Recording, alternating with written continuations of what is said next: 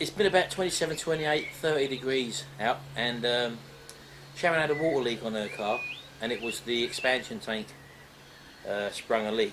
So we bought a new one, put that on, and I didn't have any antifreeze or summer coolant, so we just topped the car up with just plain water.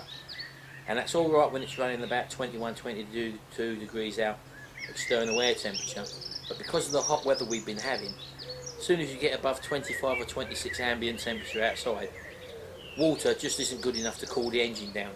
So I've got to actually drain some of the water out now and put some replacement coolant in so that we can maintain a cool engine during this hot weather. Stick with it.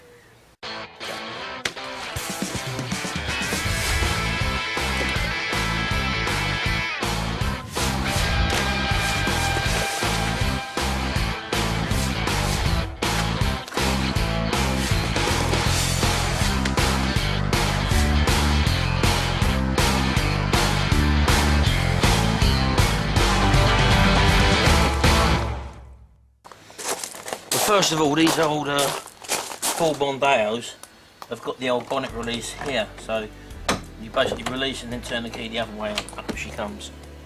When I first bought one of these, I spent hours looking under the dashboard for the bonnet pull.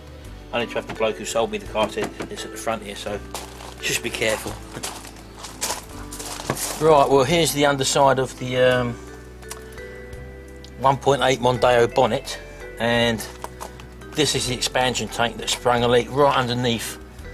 It was in the bottom of the plastic base there, you can't see it from here, but under there it actually fractured and caused a split, so we was losing water out of there. I just sourced another one of these, replaced one on eBay, so that went on. But as I say, I just topped the system up with pure tap water, and it was running fine until we hit this warmer weather, and it doesn't like it with just normal watering. You shouldn't fill up engines, aluminium engines, with just water, because you can get corrosion. As a result of that, what I've actually got to do is to undo one of the Jubilee clips on the cooling system, drain some water out, and then fill it up with like a 50% summer coolant solution. So that's what I'm going to do now.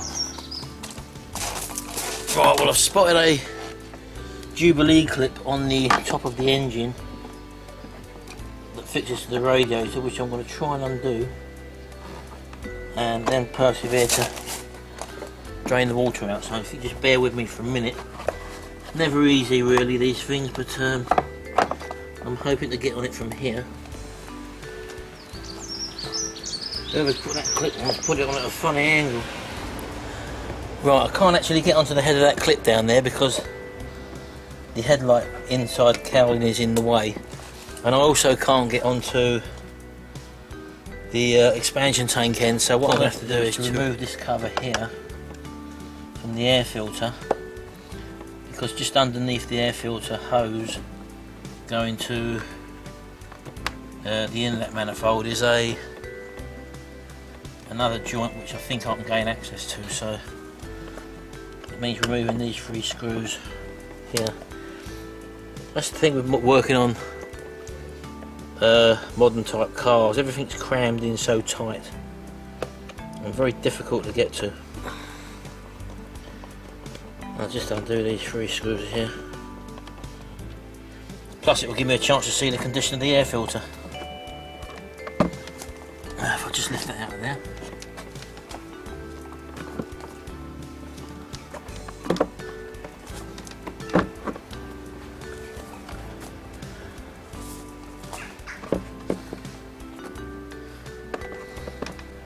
Which actually looks in not too bad condition.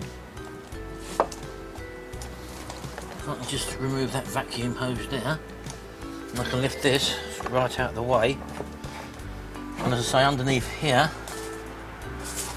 there is another clip I shouldn't be able to get to.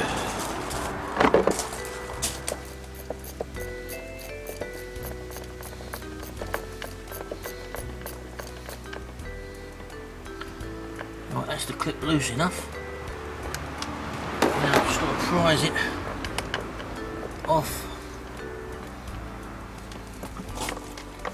to let the water flow out. we go. As you can actually see in there, that's the hose I actually released down there to allow the water to drain out of the block. A little bit awkward to get to, but it was the lesser of two evils, to be honest with you. So I'll just take a look at the expansion tank now, which should be empty.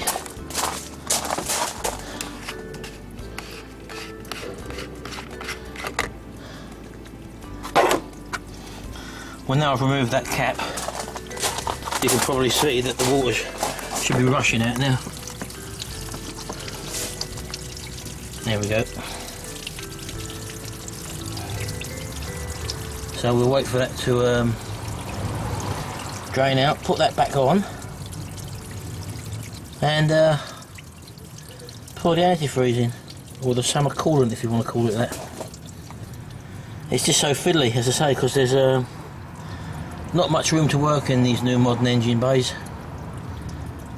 Not that this is a modern one, this is a few years old now, but after a certain year things started to get a bit difficult. Not like cars in the 80s and the 70s where you basically strip them down and work on them quite easily with plenty of space around the engine. But that seems to have all stopped, with them cramming in engine management systems and electronic systems and the like. Air conditionings and power steering seem to be standard on most cars nowadays, so obviously things got a lot tighter in space. So, and just to drain out a drop of water can turn into quite a major job because of space limitations and not having the correct tools. As I say, I couldn't get on that first Allen Jubilee clip for the simple reason that I couldn't find the right size socket, because Jimmy's had the Jimmy or Gary's had my sockets out, and the little small ratchet isn't in the box where it should be. So I was trying to improvise and it didn't work. So there we go. That's what they do. That's kids for you. Don't put things away. Well, I'll just let that drain out, and as I say, now what you really should do is to mix the antifreeze and coolant up 50-50, but I think I'm just going to pour it straight in, to be honest with you. I know it's probably not the right thing to do and people might sort of leave comments, but it's in, it will start to dilute and mix itself once the engine's running, once it's pumped round, so I'm not really too bothered. The main thing is basically just to get some coolant in to stop the engine overheating in the hot weather. Right, okay, now, so all I'm going to do now is just to replace that hose and clip, fit the air filter cowling back, and then we're ready for filling up with the coolant.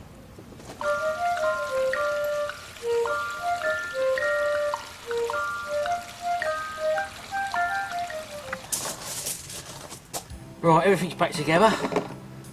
I've just dropped in 2 litres of coolant into there. Just give the hoses a squeeze if I can find them.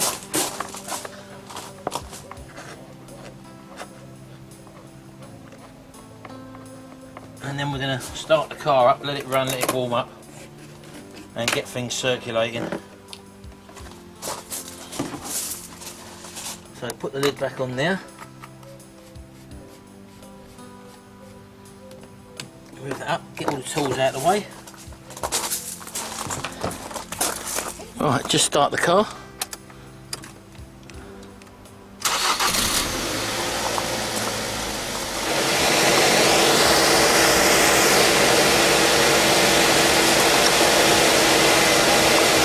Right, just keep an eye on the engine for any sorts of leaks at all.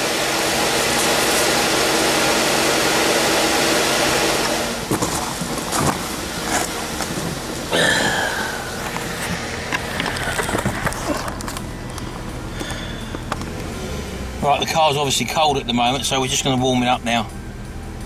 Absolutely roasting out here at the moment. It's only registering 21 degrees, but I mean that's because the car's sitting in the shade, reading the ambient temperature. If I took the car out, it'd be a whole lot warmer.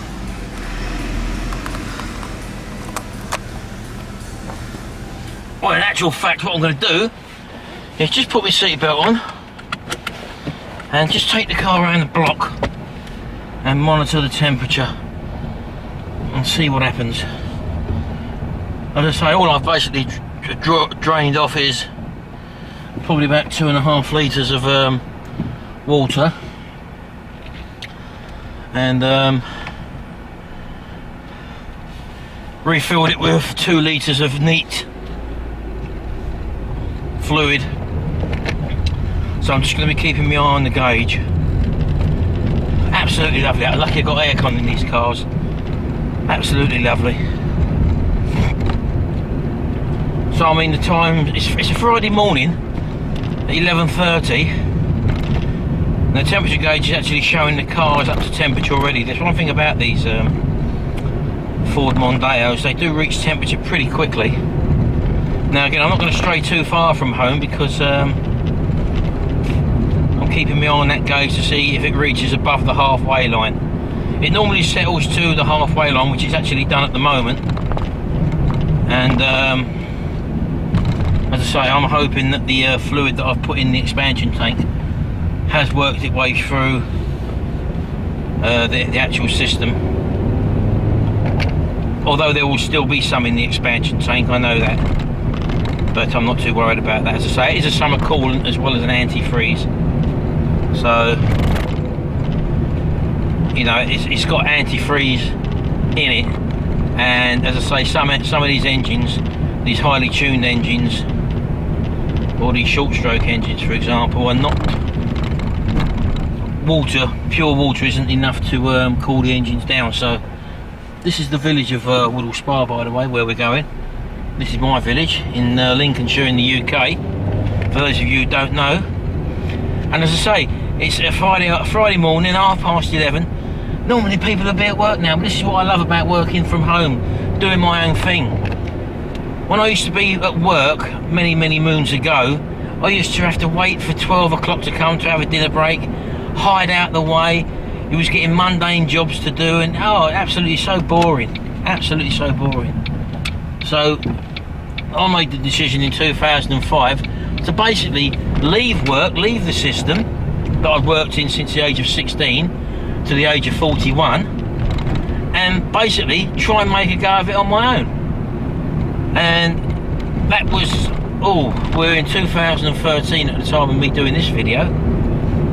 So from 2005 to 2013, sort of I'm in my 8th year now, so it's quite unusual at the beginning because you don't know where your next money's coming from basically. So you know, you have to have a bit of money saved up so that you can actually pay your bills at least for the first year. So if you're planning on being free from the system, it's not something you can just jump into. You've actually got to use your brain and do a bit of planning and just save enough money where you can pay your bills and pay your mortgage for the year.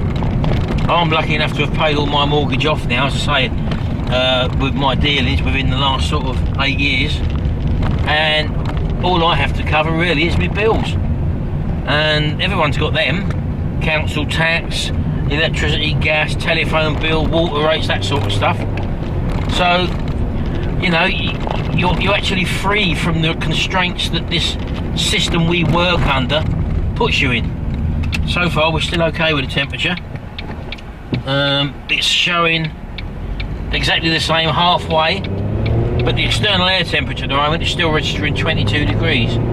So it's not until the external air temperature reaches about 26-27 degrees that we did have a problem, as I say, and the problem is wholly related to not having enough or having no coolant in the system whatsoever and just relying on water. Let's go the other way. So yeah, I don't know whether you can see much of the little village where I live basically. The nearest set of traffic lights here is 6 miles away. So you see all the adverts on the telly about people driving cars, brand new cars, on lovely clear mountain roads and stuff like that in country lanes. Well here, as I said to you, my nearest set of traffic lights is 6 miles away, and we've got all these country roads. We've got, it's actually a pleasure to drive up in Lincolnshire where I live, as I say, because you don't get traffic. The only thing you do get is sort of stuck behind the odd tractor because there's lots of farms and fields up here. So during the harvest season or the picking season, whatever you want to call it, there's loads and loads of tractors. Now just on my left now is the home of the English Golf Union, which is Woodall Spa Golf Club, You probably could, well, you can't see that obviously. I was going to have a game there today, but after we've just had the boiler fitted, there's a lot to do in the house, so I've had to cancel the game of golf. But as you can see, look how clear these roads are, absolutely lovely. And I went down to London again, where I used to live, or where I was born and bred basically, a couple of weeks ago. And just to get out of London on the North Circular, it took an hour and a half just to get to the A1. And that's something like 8-mile journey, an hour and a half. But as I say, what we've covered at the moment, we've covered about 2 miles in the driving what we've done here at the moment, so it's an absolutely lovely place to live. And as I say, you don't realise that when you see people stuck in traffic, as I did the other day when I went back down to London, and you're sitting in traffic and watching people in traffic the other way, coming the other way, you don't realise that they're either going to work or coming home from work, and they just accept it. That travelling in that sort of traffic, bumper to bumper, is the normal thing. Humans are great adapters. Humans adapt to that sort of thing. But I got to the stage after years and years where I basically got so fed up with it, and it used to frustrate the hell out of me, and I just wanted out. And that's why I say I moved out of London 13 years ago to the so-called countryside, so to speak. And I haven't looked back basically. So these are the roads, as you can see. Look, there's nothing on them. And this is a Friday afternoon, or Friday morning rather, and you actually do start to enjoy driving again. And you look at people in London, you wonder why they look so bloody miserable. Well, the reason being is they're having to deal with congestion, and then there's parking restrictions, and then there's, sure, you've got parking restrictions everywhere, but not to the extent what's happened in the major cities now. It's absolutely ridiculous. But look at this, look. I've not encountered one set of traffic lights yet, and I'm not going to, because it's such a lovely day out and a lovely journey, just driving on straight roads or even wide country roads. This is one of the main routes from Woodall Spa to Horncastle, which we're on here. Horncastle's the next nearest village, which is 6.5 miles away. I'm not going to be going to Horncastle. I'm going to be turning off in a minute, but when we want to come out for a ride in the car, you can see that we can actually enjoy going for a ride. You know, it's actually fantastic that we don't have to worry about being stuck in congestion and stuff like that anymore. So yeah, this is country living. As I say, normally I'd be stuck at work now, pandering to other people's whims, waiting for the phone to go, being on call, answering to other people's blinking problems which they've got. Temperature's still fine. We've done about 4 or 5 miles now. So I'm quite happy with that, so I think we've cured that problem anyway. Ambient room air temperature outside is measuring 23 degrees. Yeah, so as I say, I've been doing a lot online. I've got a lot of businesses which I run online as well. That's how I started, creating DVD products in certain niches, and basically selling them DVD products into them niches. I've then got a membership website where I teach people how to do that sort of stuff, how to create an income online. But I spent years and years learning and crafting the trade, and once I'd actually achieved it, I then started teaching people. And we've got other businesses as well which we run from home, like we print t-shirts and mugs and stuff like that. So Sharon runs that now. You know my wife Sharon. I'm just going to turn right here down a little country lane again. I don't want to go too far. Yeah, so Sharon runs them businesses from home. See, I haven't got all my eggs in one basket basically, and that's why you know, when you work for an employer, everything you do is as a result of you working for one employer. You give away most of your time of your day to that person, and possibly for years and years. So the best part of your day is given to an employer in return for a wage. And 9 times out of 10, employers used to be people who have built up a reputation in whatever trade or organisation they was in, and you got good or better at a job, and then you got promoted if you wanted to, and then you could work your way up the system.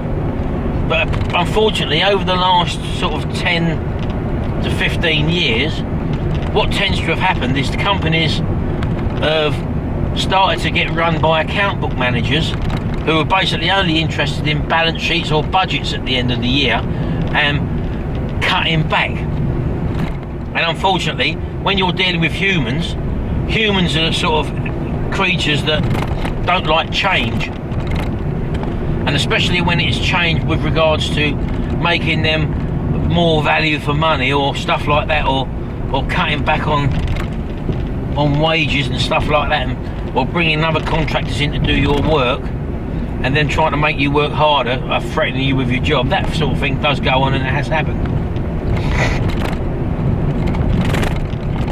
And I just didn't like the way that the industry was going. You look at the soccer or football, if you're in the UK, you look at the way soccer is now. I mean, back in the 70s when I was a child watching football, the managers of clubs and the owners of clubs were people who were passionate, knew about football, and were football people all their life who have worked their way up. Well, now suddenly business people got involved because they knew that they had dedicated people following football teams, and that to them represented an opportunity to exploit, to make money out of these people. And they started doing it by bringing out new kits every year. Then it was new kits twice a year, then it was reserve kits, and then it was merchandise and stuff like that. Here's a tractor, what I was telling you about. Look, these, you meet these on the road sometimes. Just let it, he's pulled over for us. And then you've got people players earning millions and millions of pounds, and because these players are tied into contracts, they're not allowed to do certain things like they used to do in the old 60s and the 70s and the 50s when they used to play football. These suddenly became extreme athletes because lots and lots of money were involved, and they sacrificed their personalities. And a lot of these players of today's era haven't really got any personalities. They're basically machines. The people running the clubs were no longer people who were passionate about the game and brought up in the game, but suddenly you got money, big money, or corporations owning the clubs. People who had never owned a football club in their life, and the only reason they're involved in the football clubs is to earn money. And so, you know, you've got all this. Okay, you might say that these people have invested so much money into football to make it a better thing for the supporter. In a way, yes, but it's all part of the big tie-in plan, like the TV companies, for example, presenting all these TV coverage of football. Yes, it may be far superior to what it used to be, but then it's all about money again. They've tied you into sports packages where you have to pay pay-per-view on special games and all that. So at the end result, it's all about money, and this is part of a system which I didn't want anymore. I used to work in the TV industry. So I decided after all these years that, well, one funny story that happened to me was that health and safety plays a big part in people's lives now, especially in big organisations. And we had a situation where we was told we had to have a new health and safety department created, and that meant employing new health and safety officers fresh out of college or from their exams, so to speak. And 9 times out of 10, these were young people without any real experience of any working industry whatsoever. All they had was the exams and qualifications, and then they had to have their own wage structures created for this special new job, and a whole new office situation set up for them. And we had the situation one day where we used to have our own workshop. Bearing in mind we were the building service engineers in the place that I used to work, and we used to go across the road into the big supermarket 2 or 3 times a week and do a shop for our local food and stuff, rather than going to the staff canteen. And one day someone brought the groceries back and put them all in the cupboards and stuff like that, and put the Fairy Liquid, which is a brand of washing up liquid here in the UK, on the side of the sink unit. And when we went to go there in the afternoon, that bottle of Fairy Liquid washing up liquid wasn't there. And we asked who'd put it, who'd moved it, or has anyone moved it, and we found out that the health and safety officer had removed the bottle of Fairy Liquid because it was on the cost register of controlled substances. Now, anyone who knows anything about Fairy Liquid, it is nigh on in every house in the country, in the UK, as a washing up liquid for dishwashing, washing up your plates and pots and pans and stuff like that. This person, because it wasn't on the register of controlled substances, he removed it and took it away. Now that is taking health and safety to the letter, and unfortunately common sense didn't prevail. We didn't get it back, and the bottom line was that's the way I see the industry going. I went and took a set of exams for an update on my career, because I had to be updated in the company I was working for. And I was an apprentice electrician for 4 years, way back in the 80s, and I've worked on various building sites. I've worked all over on different systems, so my qualifications needed updated to a latest set of regulations, which meant me taking a sitting for a partial, a 2-hour exam or something. Otherwise I couldn't carry out the work which I'm employed to do. And when I went to take these exams, there was loads of other people there who have literally not done or had any of the experience I have had, but some of them were people who come from different countries just to come in this country to get a work permit. And a lot of them was only just come in the country, and in my past, they're qualified to work on the same things that I was allowed to work on for their companies. So I thought to myself, it's not about how good you are anymore. It's not about what you know and being brought up through the system. It's basically people wanting the cheapest and the easiest route to earn money, and that's unfortunately the system we live in. It is a money orientated system, and everything's governed by people who don't know anything about jobs anymore. It's a throwaway society we live in, and I had enough of it. And as I say, back in 2001 I removed myself from the system at the age of 41, and here I am now. I'll be celebrating my 50th birthday in December, and I've been totally free from the system whatsoever, and I could never ever go back and work for the system. Sure, the early years were hard, but as I said to you, the main thing was that making sure that you had enough money to cover you for your first year, to pay your mortgages, pay all your bills and all that. And once you've got that, you've then got a little bit of a cushion, and if you've got something which you're interested in or enjoy doing and you want to do, as I did, then go for it. Make that chance in your life, because this is your life at the end of the day, and if you don't do it, no one else is going to do it for you. Here we go. I've just got back now. The car is perfect temperature. The external air temperature now, as you can see, is up to 25 degrees. Car's ticking over lovely, and the actual car temperature is just on the halfway where it always is. Well, there we go. Thanks very much for watching this video. I know I rambled on a bit there. It's a bit of a rant, but if you want to do it, just do it. Just go for it. Make a plan in a year in advance. Save enough money to pay your mortgage for the year, and then make the jump. You won't look back. Sure, it's going to be a bit of a struggle, and what happens if it doesn't work? You have to go and get a job again, but I'm sure that you'll make it happen if you really want it to, as I did. Thanks very much. See you in the next video.